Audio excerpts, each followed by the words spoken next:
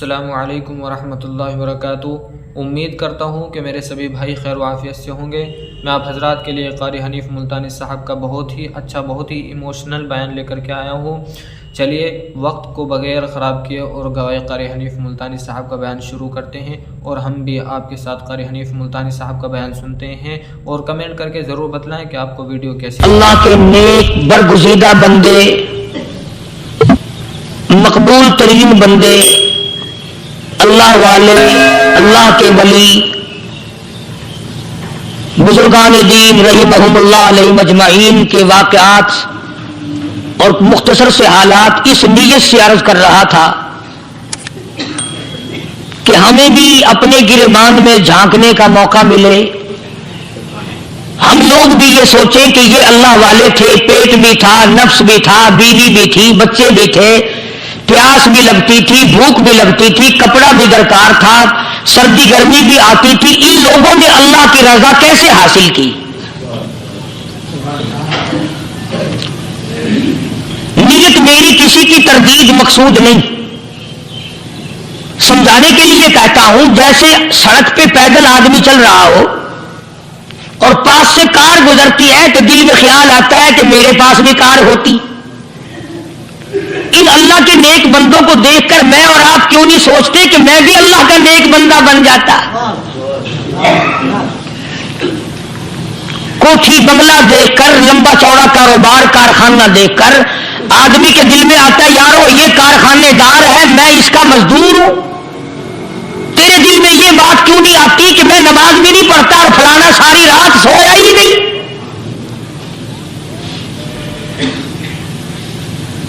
ہم لوگ اپنے معاملات میں، اپنے کردار کے بارے میں آخر کب سوچیں گے؟ وہ کون سی نئی زندگی ملے گی؟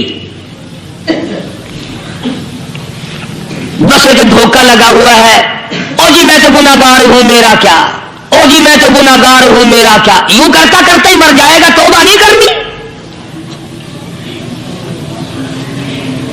کوئی آدمی پلیت ہو اور وہ یہ کہتا رہے او یار میں تو پلیت ہوں، یار میں تو ناپاک ہوں، میرا کیا، میں تو ناپاک ہوں۔ اللہ کے بندے پانی کے پاس جا، غسل کر، پھر ہی تو پاک بنے گا۔ اپنے آپ کو پلیت پلیت کہتا رہے، یوں تو پاک نہیں بنے گا۔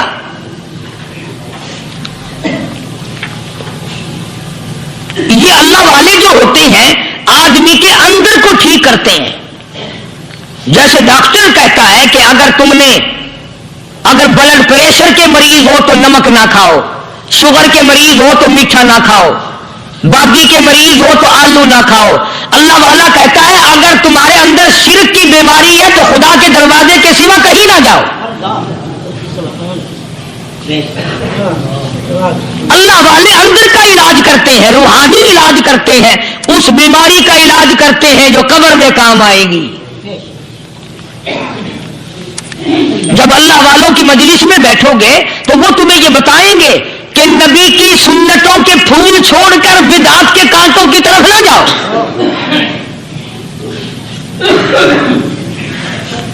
اور ہدایت ہے محمد کریم صلی اللہ علیہ وسلم کی، سبحان اللہ۔ وہ جوان کتنا خوش نصیب ہوگا جو حضور کے ساتھ سواری پہ سوار ہے۔ اللہ اکبر۔ سیدنا معاذ بن جبل رضی اللہ تعالیٰ عنہ کی ذات اقدس ہے، جس سواری پہ محمد عربی صلی اللہ تعالیٰ علیہ وسلم سوار ہے، اسی سواری پہ صحابی بھی سوار ہے، آپ کے پیچھے سوار ہے۔ آپ نے 3 مرتبہ ارشاد فرمایا یا معاذ، وہ کتنا مقدروں والا جوان ہوگا جس کا نام آقا کے پیارے پیارے منہ سے نکلا۔ فرمایا یا معاذ، او معاذ، عرض کیا لبیک و سعدیک، میرے آقا میں حاضر ہوں، میں غلامی میں حاضر ہوں۔ کچھ نہیں فرمایا، پھر دوسری مرتبہ ارشاد ہوا یا معاذ،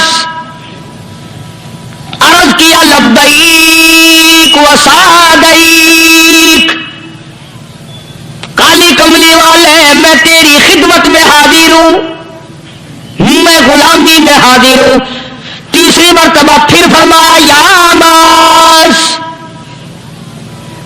سمجھے آپ؟ یہ تو حضور کو پتا تھا کہ میری آواز اس نے پہلی دفعہ میں سن لی، پکار رہا ہے میں حاضر ہوں، 3 مرتبہ آواز اس لیے دی، یعنی میں جو تجھے بتانا چاہتا ہوں وہ بڑی اہم بات ہے، توجہ کر، دھیان کر اس بات کی طرف جو میں تجھے بتانے لگا ہوں۔ تیسری مرتبہ ارشاد ہوا یا عباس، عرض کیا لبیک و سعدیک، میرے آقا میں حاضر ہوں، غلامی میں حاضر ہوں۔ ارشاد فرماؤ، فرمایا یا عباس لا تشرک باللہ، او مادی مجھ سے ارشاد سن لے، مجھ سے پیغام سن لے، میں محمد کریم صلی اللہ تعالی علیہ وسلم تجھے بڑی پتے کی بات بتانے لگا ہوں، گر کی بات بتانے لگا ہوں، کوئی حقیقت کی بات بتانے لگا ہوں، لا تشرک باللہ، او میرے جوان میرے صحابی، او ماس اللہ کی ذات میں اللہ کی صفات میں کسی کو شریک نہ ٹھہرانا،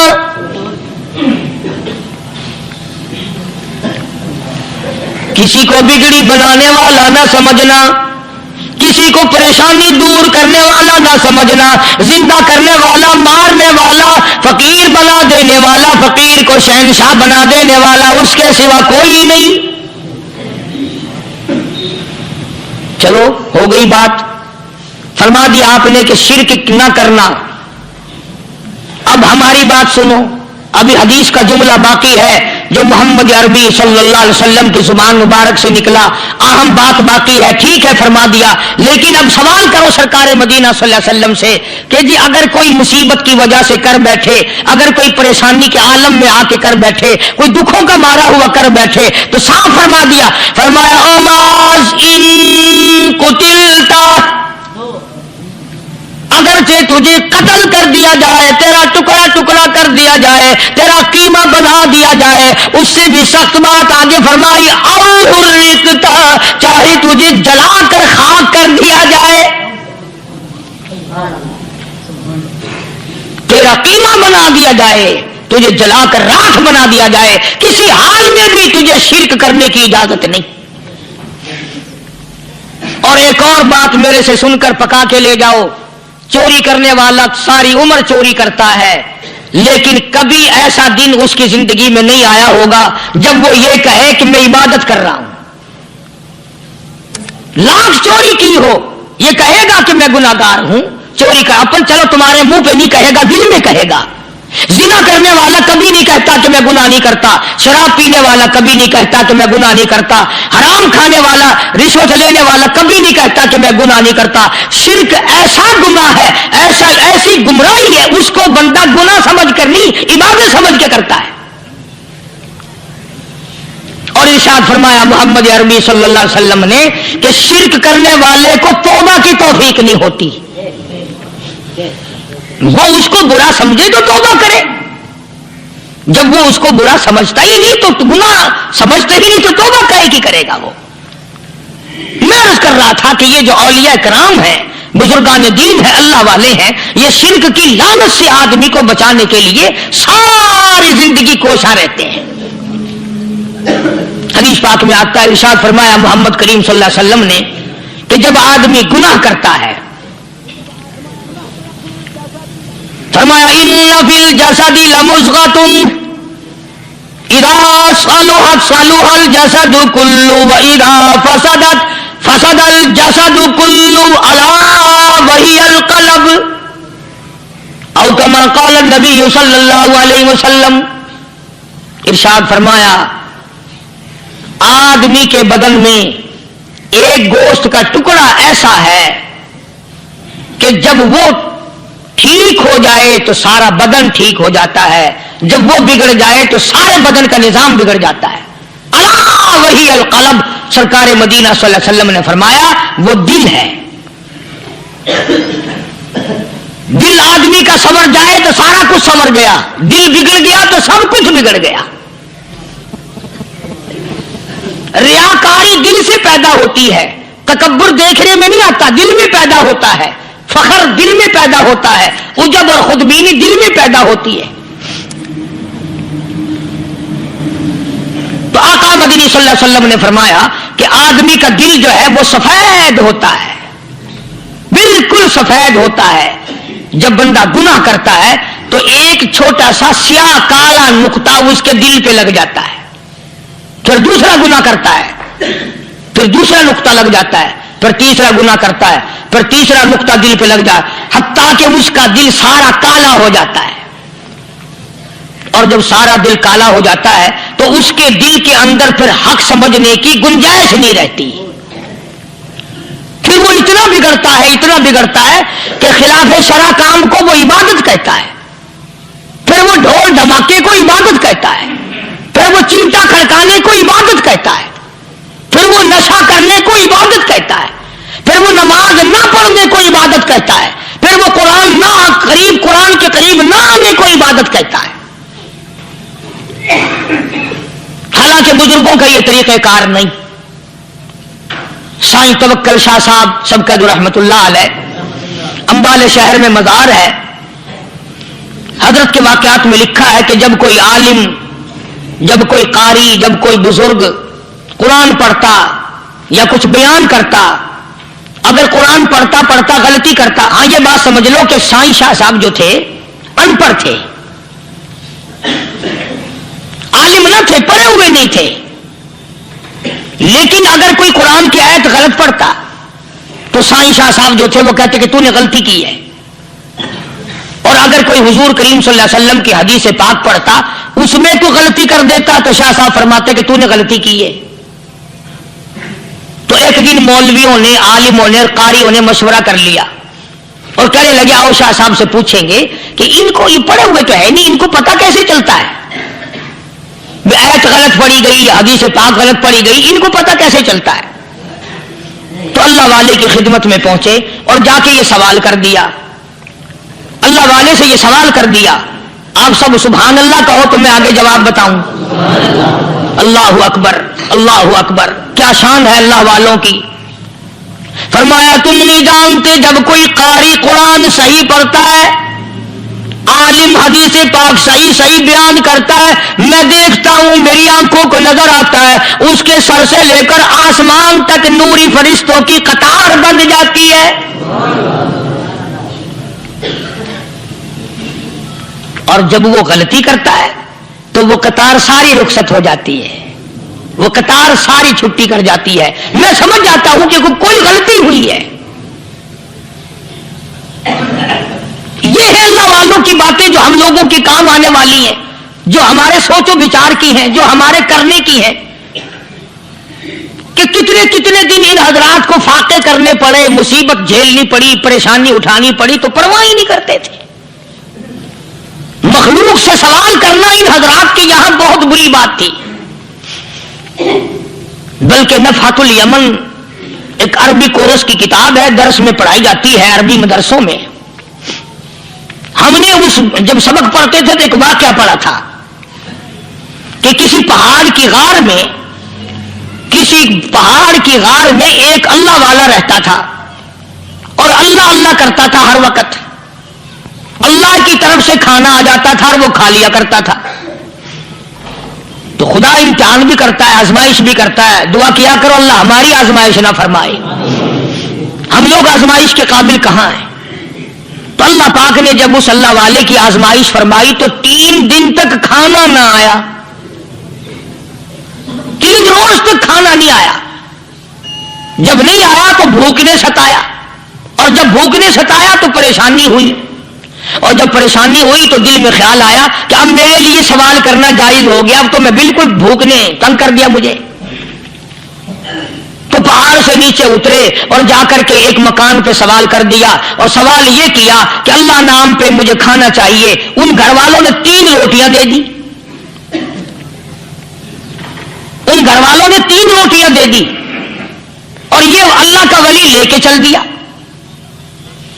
تو جس گھر سے 3 روٹیاں ملی تھی ان کے یہاں ایک کتا بھی تھا، وہ اس ولی کے پیچھے پیچھے لگ گیا اور بھوکار قریب تھا کہ کاٹ کھائے پھاڑ کھائے۔ اللہ کے ولی نے سوچا کہ یہ تو بڑا ظالم کتا پیچھے لگ گیا، 1 روٹی اس کو پھینک دوں، 2 مجھے کافی ہو جائیں گی، یہ اپنا اس کی ہلنے لگ جائے گا، مشغول ہو جائے گا، میں نکل جاؤں گا۔ چلو یہ کتاب کی بات ہے، حدیث کی نہیں. تو نفعت العمل کتاب میں واقعہ یوں لکھا کہ کتا ایک روٹی کھا کے پھر بھاگ کے اس ولی کو مل گیا اور بہت بھونکا اور کاٹنے کے قریب ہوا. تو پھر اللہ کے ولی نے سوچا کہ یار ایک ہی روٹی کافی ہو جائے گی، یہ تو پھر ظالم پیچھے ہو گیا. اس نے دوسری روٹی بھی اس کو پھینک دی. اللہ کی شان، کتا دوسری روٹی کھا کر کے پھر ولی کے پیچھے پیچھے. اس نے سوچا ایسی روٹیوں سے تو یوں ہی بھلے، وہ تیسری بھی پھینک دی. کتے نے تیسری بھی کھا لی اور جب تیسری روٹی کھا کے کتا بھونکا، اب ولی کھڑا ہو کر غصے میں آ گیا اور کہنے لگا او کتے تجھے شرم نہیں آتی؟ عربی کا لفظ ہے وما ظلم الحیا، اور بغیرت کمینے، تیرے مالک نے 3 روٹیاں دی تھی، جس دروازے پہ تو رہتا تینوں کھا لی پھر بھی بھونکتا ہے. 3 روٹیاں میں نے تجھے دے دی پھر بھی بھونک رہا ہے. تو یوں لکھا اس کتاب میں کہ اللہ پاک نے کتے کو بھی زبان دی اور وہ یہ کہنے لگا کہ ولی صاحب ذرا ٹھہرو، خود فیصلہ کرو، تم بے غیرت ہو یا میں بے غیرت ہوں. فیصلہ جناب کرے، میں کتا ہوں آپ ولی ہیں، جنت کے کھانے کھائے. ارے 3 دن نہ ملا تو آدمی کے دروازے پہ آ کے ماتھا گھسایا، جھولی پھیلائی، بھیک مانگی، مجھ سے قسم لے لو میں کتا ہوں، کئی مرتبہ 8 دن ٹکڑا نہیں ملتا، قسم لے لو اس دروازے کے سوا کبھی کسی دوسرے دروازے پہ نہیں گیا میں.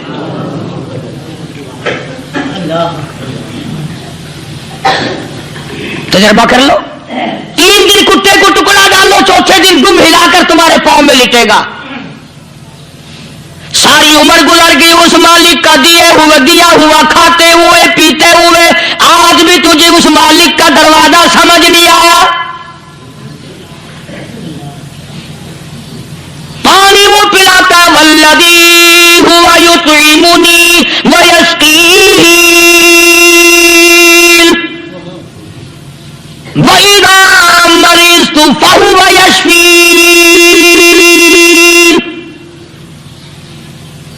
کتنا کھلاتا ہے، کتنے اعلیٰ درجے کے کھانے کھلاتا ہے، طرح طرح کے کھانے کھلاتا ہے. پالا اس نے، سنبھالا اس نے، زندگی اس نے دی، اولاد اس نے دی، خوبصورت بیوی اس نے دی، گھر آباد اس نے کیا. تھوڑی سی پریشانی آ گئی، اب جا کے قبر کے سامنے جھکا کھڑا ہے، اس مالک سے میرا کام نہیں چلا، اور 4 گز زمین میں پڑنے والے، تو میری حاجت روائی کر دے.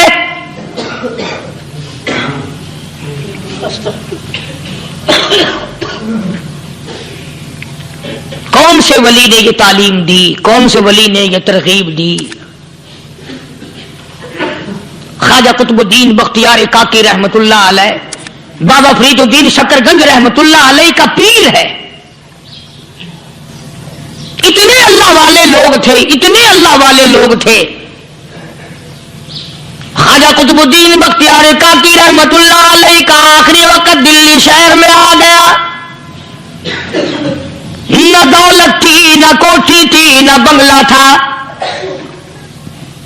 فقیری. ہائے ہائے، عجیب بادشاہت ہوتی ہے ان لوگوں کی.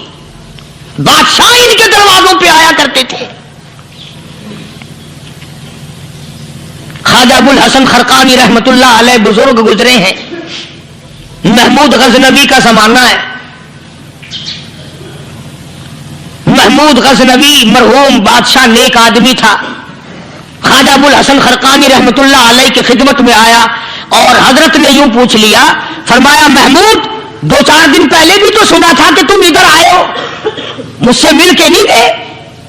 تو کہنے لگا حضرت سرکاری دورے پہ آیا تھا، سرکاری دورے کی لپیٹ میں اللہ والے کی زیارت کو بے ادبی سمجھتا ہوں. اللہ والے کی زیارت کرنے آؤں، کام کوئی اور لے کر آؤں اور اللہ والے کی زیارت کروں؟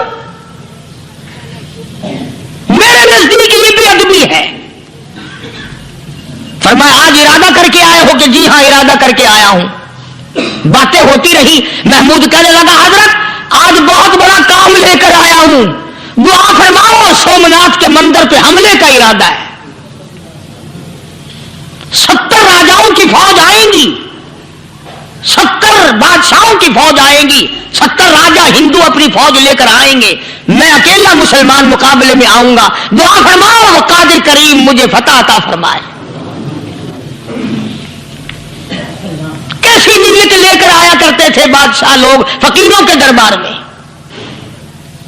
आज तो अगर किसी वली के पास भी जाओगे, मैंने मौलाना उबैदुल्लाह अनवर मद्दसिल्लू से पिछले दिनों अर्ज कर दिया, मैंने कहा हजरत आप अपने घर में ही रहते हैं, बाहर नहीं निकलते, कई कई दिन लोगों को नेकी मिलेगी, ज़ियारत होगी, तो फरमाने लगे कारी साहब आपको क्या पता है, बस इसी काम के लिए लोग आते हैं, हमारी ईंट पर दो, हमने मकान बनाना है, हमें दुकान का तावीज दे दो, हमारे पीछे दुश्मन लग गया, हमारा मुकदमा हो गया, और यूं तो कहने कोई भी नहीं आता, दुआ कर दो अल्लाह मेरी कब्र में भलाई फरमा दे।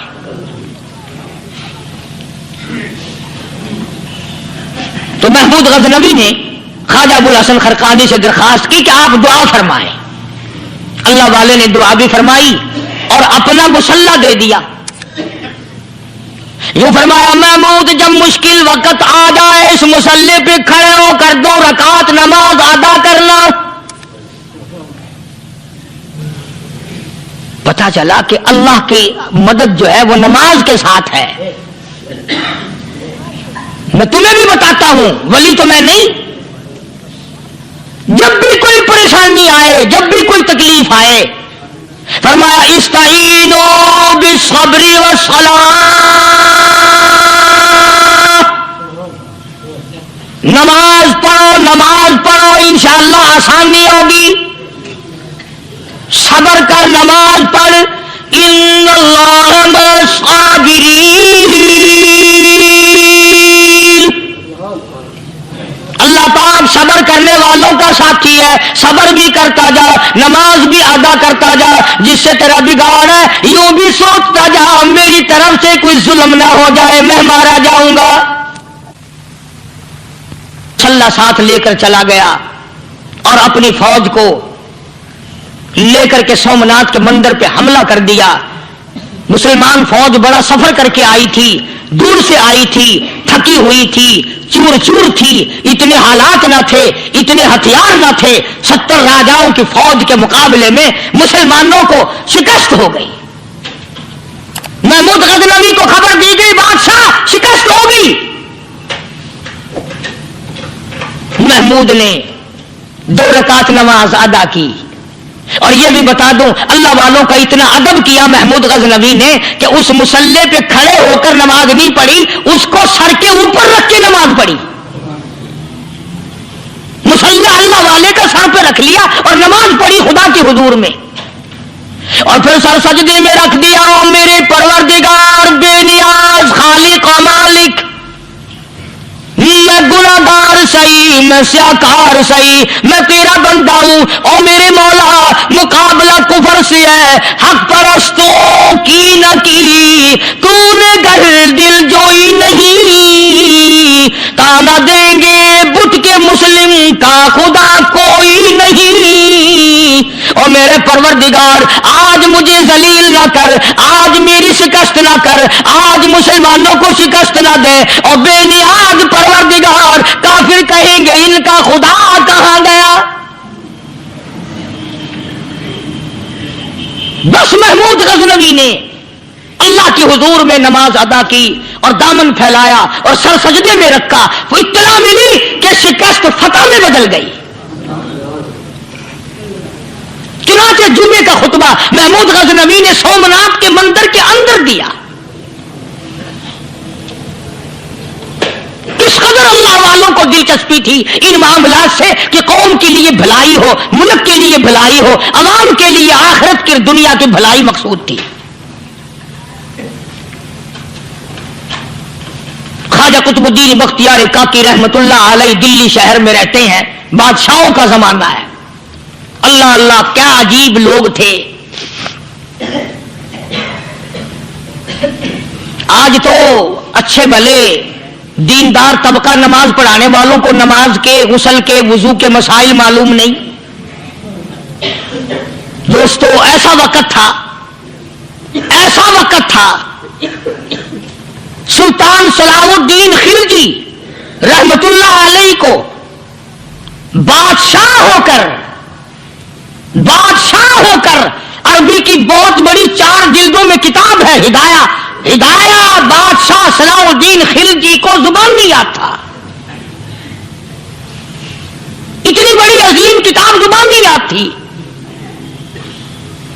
वो बादशाह भी हुआ करते थे और वली भी होते थे। सुल्तान आलमगीर रहमतुल्लाह अलैह बहुत बड़ा बादशाह होकर, औरंगजेब है, आलमगीर है, इतना बड़ा अजीम बादशाह, मगर हुजूर करीम सल्लल्लाहु अलैहि वसल्लम की 5000 हदीसें पाक इस बादशाह को जुबान नहीं आती। और कुरान का हाफिज था, कुरान का कारी था, कुरान का आलिम था, कुरान का मुफस्सिर था, वली भी था, बादशाह भी था, अल्लाह वाला भी था।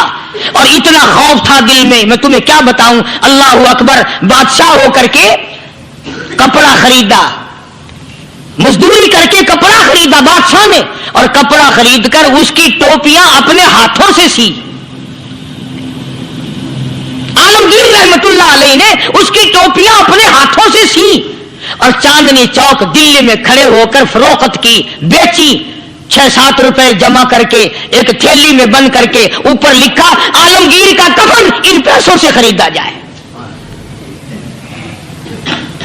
कभी हमने भी सोचा, जो रिश्वत मारने वाला आदमी है, बताओ उसके लिए कफन कहां से अच्छे पैसे तलाश करके लाया जाएगा? रिश्वत का ही कफन मिलेगा ना। जो आदमी मिलावट करके पैसे कमाता है, फनकारी करके पैसा कमाता है, दगा और फरेब करके पैसे कमाता है, तो आज हमारा कफन भी सही नहीं, कफन भी दगा वाला, फरेब वाला, मिलावट वाला। बल्कि तुम तो कहते हो कि आजकल खाने के लिए खालिस कुछ नहीं मिलता। मैं कहता हूं मैयत को गुस्ल देने के लिए पानी खालिस नहीं मिलता। ये जो हम मोटरें नलके लगाते हैं, ये पैसे कौन से हमारे खालिस हैं? जो साबुन मैयत को मल रही है, कौन से पैसों का खरीदा हुआ है? जो खुशबू मैयत को लग रही है, कौन से पैसों की खरीदी हुई है? जो कफन पड़ रहा है, वो कैसे पैसों का कफन है? और मैं आगे बढ़ करके कहता हूं, जो कंधों पे उठाए जा रहे हैं, वो कौन से कुतुब हैं, कौन से अबदाल हैं? जिसने मैयत को गुस्ल दिया है, कभी मालूम किया कि वो कितना बड़ा नेक आदमी है? ये तो हमारे आखिरी वक्त का हाल है, और इस तरफ किसी का ध्यान नहीं, सोच नहीं, विचार नहीं, कतई तौर पर अंधे हो जाते हैं। ओ मियां ठीक है जो कुछ हो रहा है। अच्छा, एक बात अर्ज करूं, अल्लाह तबारक व तआला के यहां जब हम जाएंगे, अगर और सारे मामलात को छोड़ दो, अल्लाह पाक यही पूछ ले कि मियां ये कफन जो पहन के आया ये कैसा है? ये जो कफन पहन के आया ये कैसा? हम क्या जवाब देंगे? बादशाह आलमगीर रहमतुल्लाह अलैह ने थैली पे लिख करके बंद करके रख दिया, जब मेरा इंतकाल हो जाए, मेरी मौत आ जाए, जब मैं दुनिया से रुखसत हो जाऊं, जब मैं दुनिया से चला जाऊं, मेरा आखिरी लिबास जो मैंने साथ लेके जाना है, वो शादी के जोड़े दुनिया तैयार करती है, सफर के जोड़े दुनिया तैयार करती है, गैर मुल्कों में जाने के लिबास दुनिया तैयार करती है, इधर उधर जाने के लिए, तकरीबों में जाने के लिए जोड़े लिबास पोशाक दुनिया तैयार करती है। और मैं कहता हूं लोगों, कब्र की पोशाक हम कब तैयार करेंगे?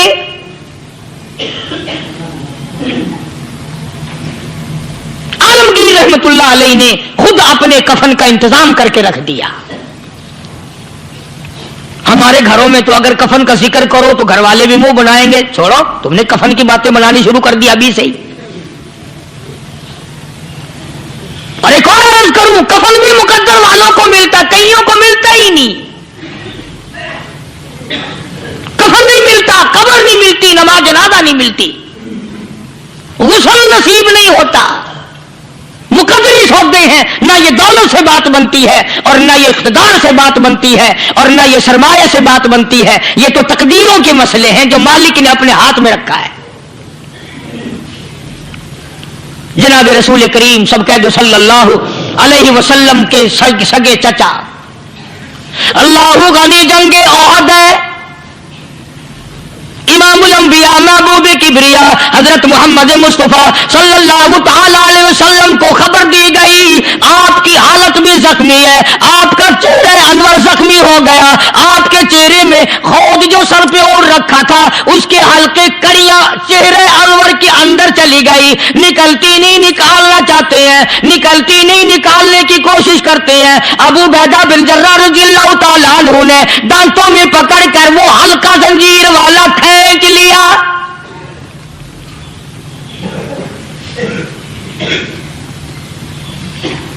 اللہ غنی، ادھر خون کا پھوارا چھوٹا، خون کا پھوارا چھوٹا۔ اللہ، عرش الہی سے آواز آئی، جبریل،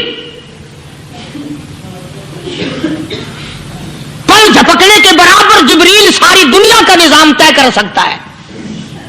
توجہ، اللہ نے آواز دی، جبریل، عرض کیا حضور، فرمایا یاد رکھ اگر میرے محبوب کا خون زمین پہ گر گیا تو پھر تو جبریل کا آئے گا۔ سدرۃ المنتہا سے سکینت تو بڑی چیز ہوتی ہے، پل جھپکنے سے پہلے جبریل نے آ کر اس خون کو سنبھالا ہے۔ اتنی عظمت ہے سرکار مدینہ صلی اللہ علیہ وسلم کی اللہ تبارک و تعالیٰ کے یہاں اور ہر پیغمبر کی۔ ابراہیم علیہ السلام کو وقت کے بادشاہ نے منجنیق میں بٹھا کر یوں آگ میں پھینک دیا، اس منجنیق میں سے، پنگوڑے میں سے خلیل نکل چکا۔ آواز آئی، جبریل، جواب ملا، حضور کہ میرا خلیل کو کیا ہوا؟ حضرت جبریل کو حکم ہوا، یاد رکھ اگر خلیل کا ایک بال بھی جل گیا تو جبریل کس کام کا؟ اللہ تبارک و تعالیٰ کے فرشتے نے پہلے پہنچ کر آگ پہ پر بچھا دیے۔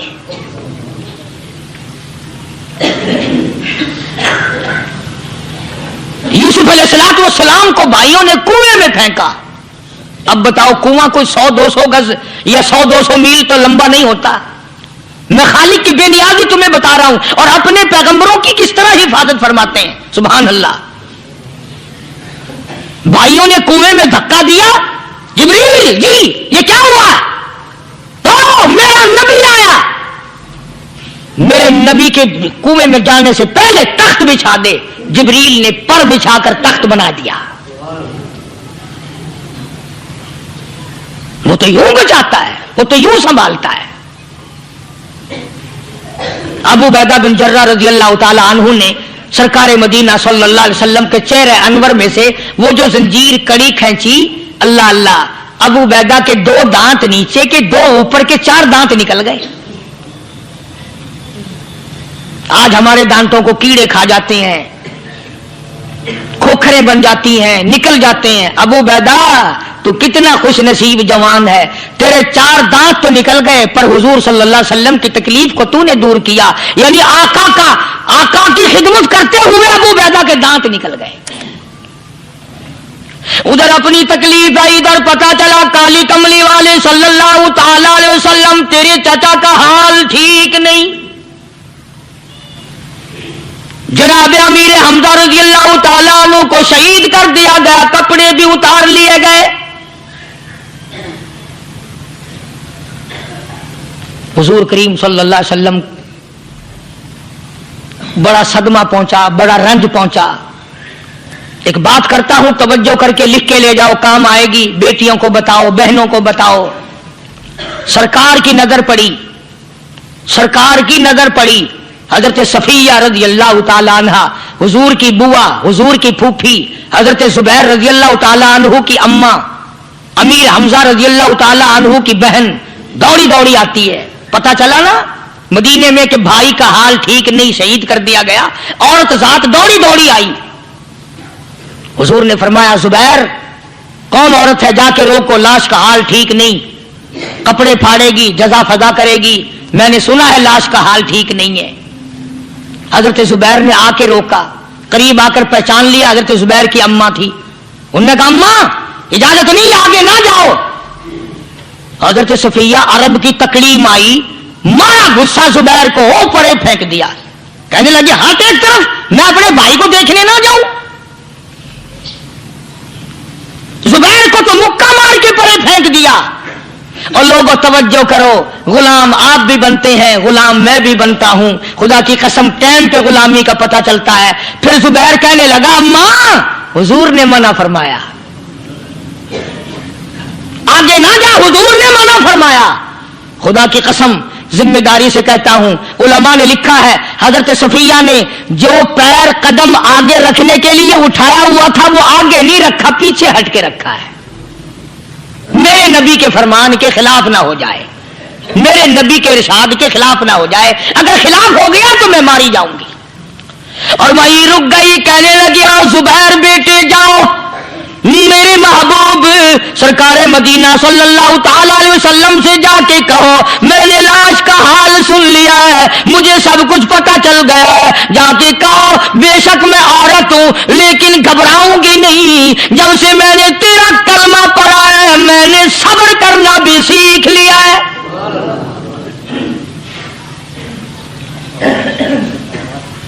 میں جگہ فضا نہ کروں گی، میں کپڑے نہ پھاڑوں گی، میں رونا دھونا نہیں کروں گی۔ مدنی کریم صلی اللہ علیہ وسلم کو حضرت زبیر نے جا کے بتا دیا، میری اماں یوں کہتی ہے، فرمایا پھر بے شک اجازت ہے جائے۔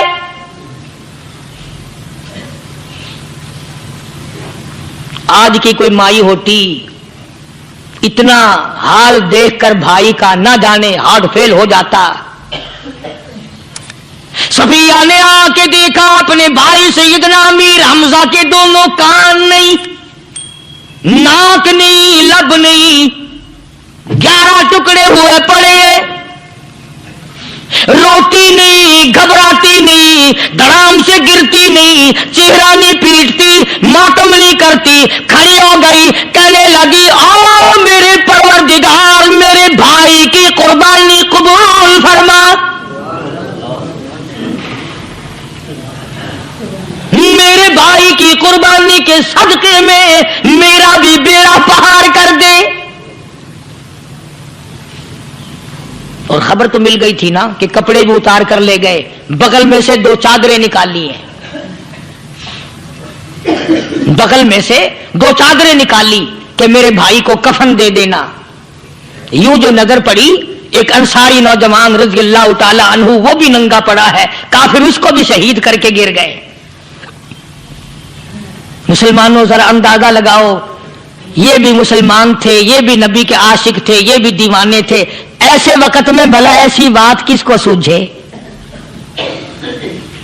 ماں جایا بھائی ہو، سگا بھائی ہو، اچھی محبت اور تعلق ہو بہن بھائی کا، اور سید الشہداء حضور نے فرمایا ہو وہ ننگا پڑا ہے، 11 ٹکڑے ہوئے پڑے ہیں، ایسے وقت میں ایسی بات کون سوچے؟ صفیہ کہنے لگی لوگوں ایک چادر اس بھائی کو دو جو میری ماں کے پیٹ سے پیدا ہوا، ایک چادر اس بھائی کو دو جو محمد کے کلمے نے میرا بھائی بنا دیا ہے،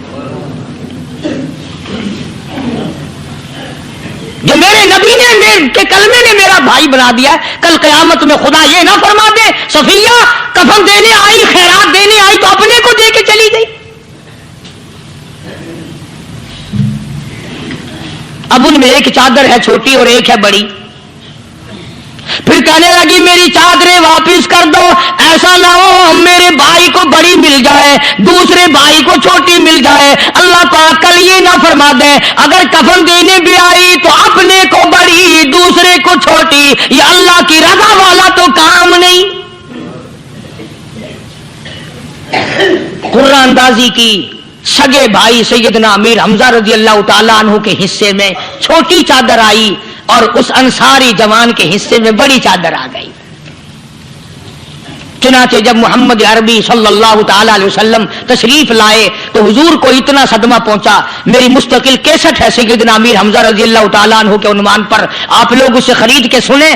تم بھی کہتے ہو کہ ہم نے اسلام کی بڑی خدمت کی، ہم نے قرآن کی بڑی خدمت کی، ہم نے علماء اور طالب علموں کی بڑی خدمت کی، ہم نے مسجد اور مدرسوں کی بڑی خدمت کی۔ میں یہ کہتا ہوں آؤ دیکھو تو صحیح کہ ان حضرات نے کہاں تک قربانیاں دی ہیں۔ حضور نبی کریم صلی اللہ تعالی علیہ وسلم جب اپنے پیارے چچا کی لاش پہ آئے، چہرے پہ نظر پڑی دونوں لب نہیں، کالی کملی والے صلی اللہ تعالی علیہ وسلم نے منہ میں جھانک کر دیکھا تو زبان نہیں، ذرا نیچے کو نظر کی پیٹ میں جگر اور کلیجہ نہیں، دونوں ہاتھ نہیں، دونوں کان نہیں۔